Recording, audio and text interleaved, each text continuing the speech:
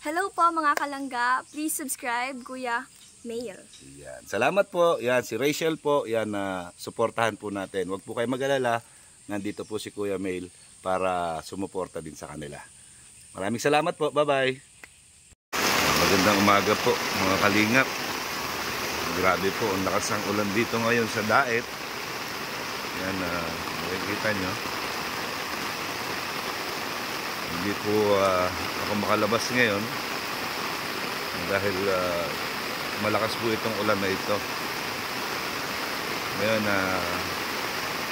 punta lang po tayo dito sa mga karinderya para kumain.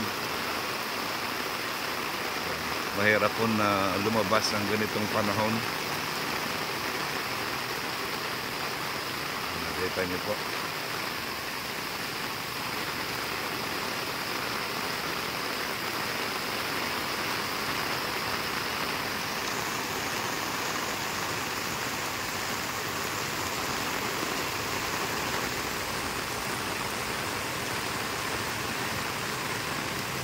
Dito maganda ang panahon ngayon dito sa Bicol.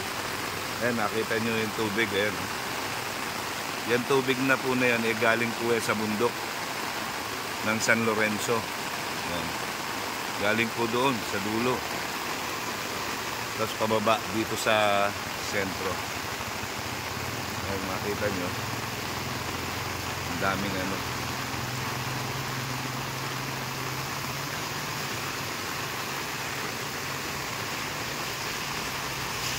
Ay grabe, ay grabe.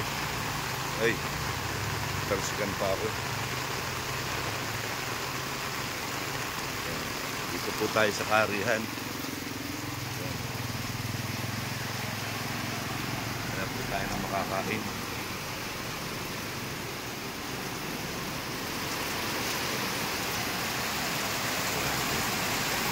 Parang masarap yung isda.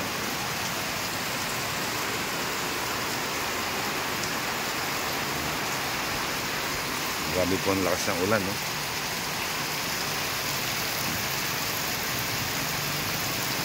Mahirap magmotor ng ganitong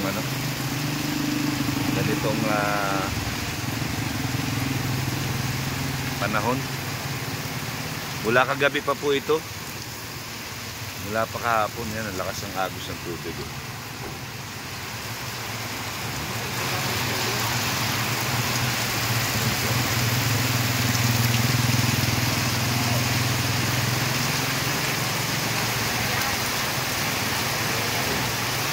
Dito sa highway, yan o, dire-diretso ang agos ng tubig. Hindi naman po bumabaha dito ng mataas kasi pababa ito,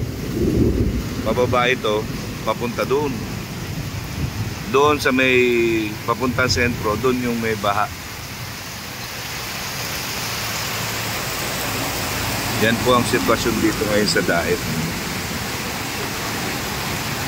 Suspendido na po ata ang mga pasok sa eskwelahan. Diyan po mga kalingap, walang tigil ang ulan. Dire-diretso po ang ulan.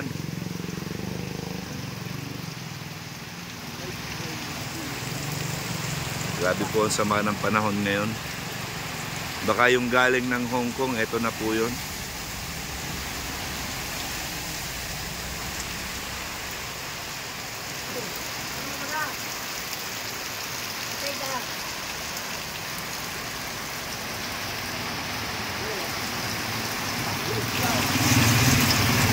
Grabe po, lakas ng ulan.